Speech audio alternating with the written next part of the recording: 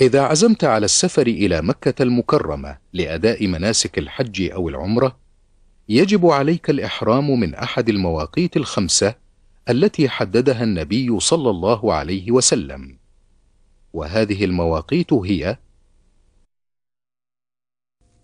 ذو الحليفة، وهو ميقات أهل المدينة ويسمى اليوم أبيار علي.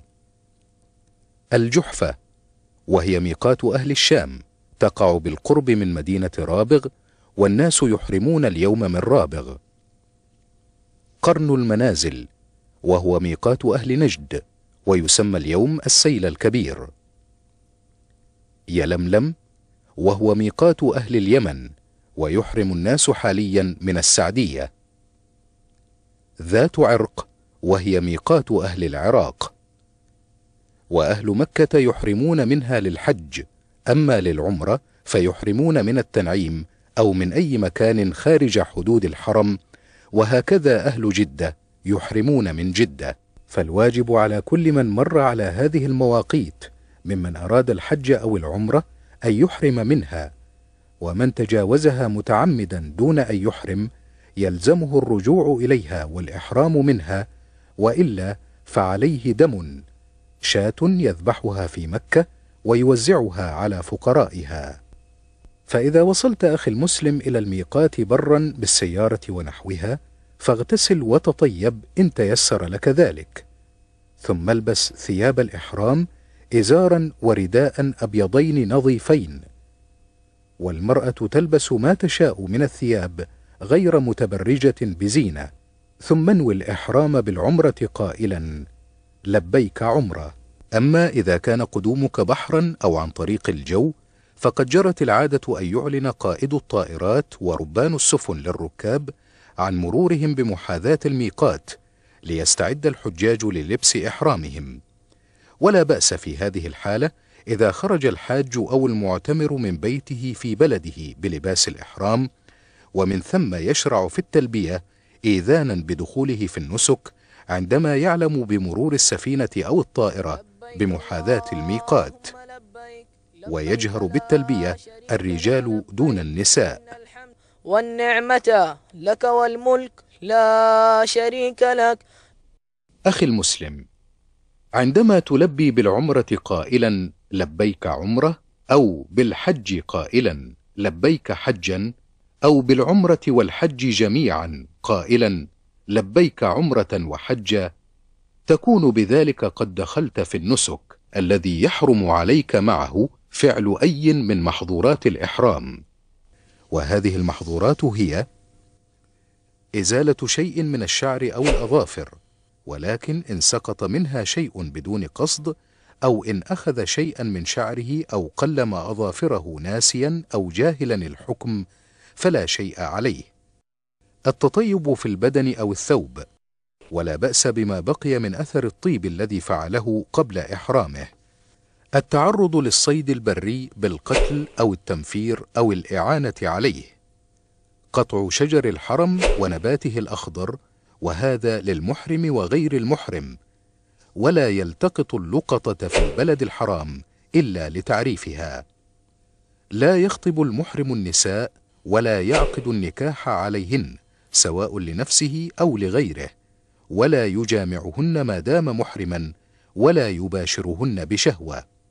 يحرم على المرأة وقت الإحرام أن تلبس القفازين في يديها، وأن تستر وجهها بالنقاب أو البرقع، إلا إذا كانت بحضرة رجال أجانب، فإنه يجب عليها ستر وجهها بالخمار ونحوه كما لو لم تكن محرمة. تغطية الرأس بالإحرام وخلافه مما يلصق على الرأس. أما الاستظلال بالشمسية أو سقف السيارة أو حمل المتاع عليه فلا بأس فيه. وإن غطى المحرم رأسه ناسيا أو جاهلا الحكم، فإنه يزيل الغطاء متى تذكر أو علم بالحكم، ولا شيء عليه. لبس القميص أو المخيط بعامة على الجسم كله أو بعضه، كالبرانس والسراويل والعمائم والخفين، إلا إذا لم يجد إزارا فيلبس السراويل، أو إذا لم يجد نعلين فيلبس الخفين ولا حرج.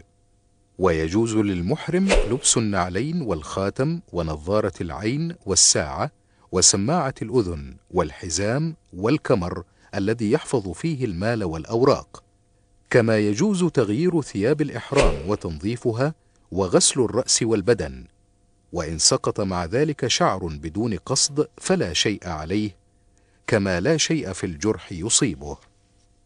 وليس للإحرام صلاة مخصوصة كما يظن كثير من الناس، كما يجب على الحاج والمعتمر أن يلتزم بما أوجبه الله عليه من فرائض دينه كالصلاة في أوقاتها جماعة، وتجنب ارتكاب الذنوب والمعاصي والرفث والفسوق كغيره من المسلمين. وتصل بنا الرحلة إلى مكة المكرمة حيث بيت الله العتيق، ويستحب للمحرم أن يغتسل عند وصوله إلى مكة المكرمة، وعندما يدخل المسجد الحرام يقدم رجله اليمنى ويقول: أعوذ بالله العظيم ووجهه الكريم وسلطانه القديم من الشيطان الرجيم، اللهم افتح لي أبواب رحمتك. ويشرع هذا الدعاء عند دخول سائر المساجد. ثم يتجه المحرم إلى الكعبة المشرفة ليشرع في الطواف، ومن السنة الاطباع في هذا الطواف، وهو أن يكشف الرجل المحرم عن كتفه الأيمن جاعلا وسط ردائه تحت إبطه الأيمن وطرفيه على كتفه الأيسر. ثم يشرع في الطواف 7 أشواط بادئا من الحجر الأسود، فإذا تسنى له الوصول إليه فإنه يقبله إن استطاع، ولا يؤذي الناس بالمزاحمة والمدافعة ولا بالمشاتمة والمضاربة، فإن ذلك خطأ لما فيه من أذية للمسلمين. ويكفي أن يشير إلى الحجر الأسود من بعيد قائلا: الله أكبر. ثم يبدأ الحاج أو المعتمر طوافه ذاكرا ومستغفرا وداعيا الله بما شاء من الدعاء أو قراءة القرآن، دون أن يرفع صوته بأدعية مخصوصة كما يفعل البعض، فإن ذلك يشوش على غيره من الطائفين. فإذا وصلت أخي الحاج إلى الركن اليماني فاستلمه بيدك إن تيسر لك ذلك، ولا تقبله أو تتمسح به كما يفعل البعض، مخالفين بذلك سنة النبي صلى الله عليه وسلم.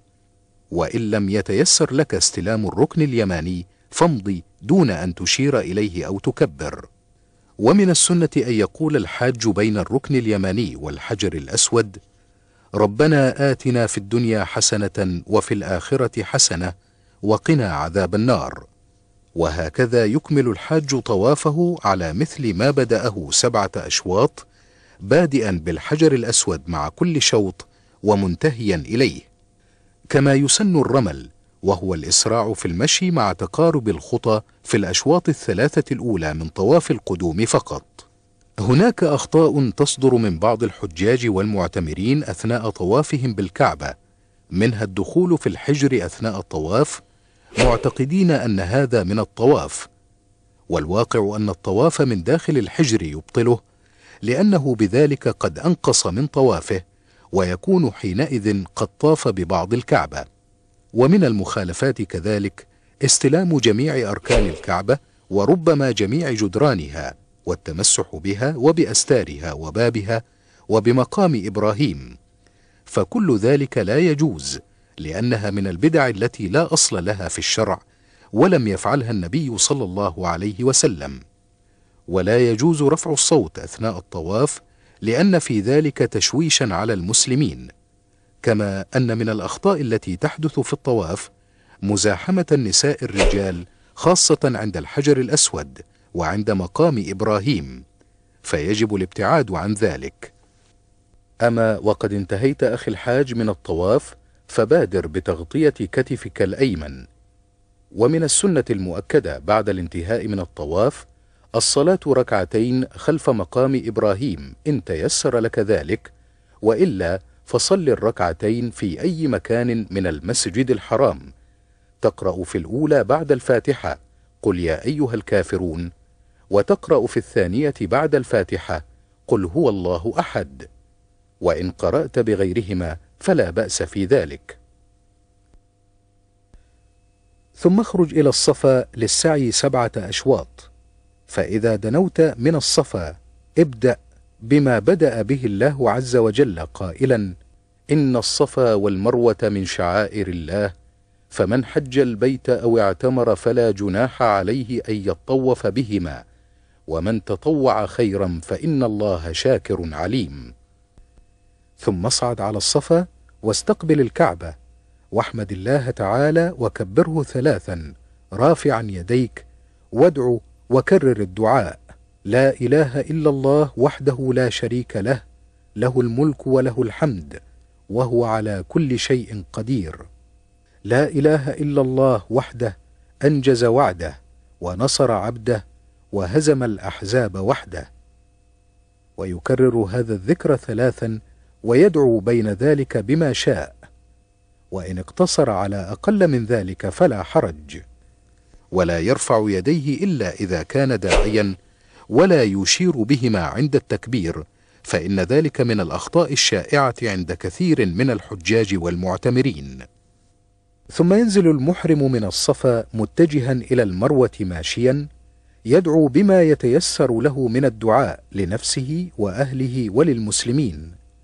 فإذا بلغ العلم الأخضر ركض ركضا شديدا، وذلك للرجال دون النساء، إلى أن يبلغ العلم الثاني فيمشي كعادته حتى يصل إلى المروة. وعندما تصل أخي الحاج إلى المروة فاستقبل الكعبة، وقل ما قلته من الذكر عند صعود الصفا، وادعو بما شئت، ثم انزل وامشي حتى تصل إلى العلم الأخضر، فاركض حتى تصل إلى العلم الثاني، ثم تكمل مشيك كالمعتاد إلى أن ترقى الصفا، وهكذا تكمل سعيك على هذه الصفة 7 أشواط، فيكون ذهابك من الصفا إلى المروة شوطا، ورجوعك من المروة إلى الصفا شوطا آخر. ولا حرج عليك إذا بدأت السعي ماشيا ثم شعرت بالإرهاق أو ألم بك عارض صحي لا قدر الله، أن تكمل سعيك راكبا العربة. ويجوز للمرأة الحائض والنفساء أداء السعي دون الطواف، لأن المسعى ليس من المسجد الحرام. ومن الأخطاء إسراع النساء أثناء السعي بين العلمين الأخضرين. بعد إتمام السعي يقصر المحرم شعر رأسه إن كان متمتعا، ولا بد من تعميم جميع الرأس في التقصير. والمرأة تقصر من شعرها قدر أنملة، وهي رأس الإصبع، وبهذا يكون الحاج المتمتع قد أتم عمرته، ومن ثم يحل له كل شيء حرم عليه بالإحرام. وينبغي للحاج والمعتمر أن يكثر من التلبية في وقتها، وهي في العمرة من الإحرام إلى أن يبتدئ بالطواف، وفي الحج من الإحرام إلى أن يرمي جمرة العقبة صباح العيد، يقول: لبيك اللهم لبيك، لبيك لا شريك لك لبيك، إن الحمد والنعمة لك والملك لا شريك لك.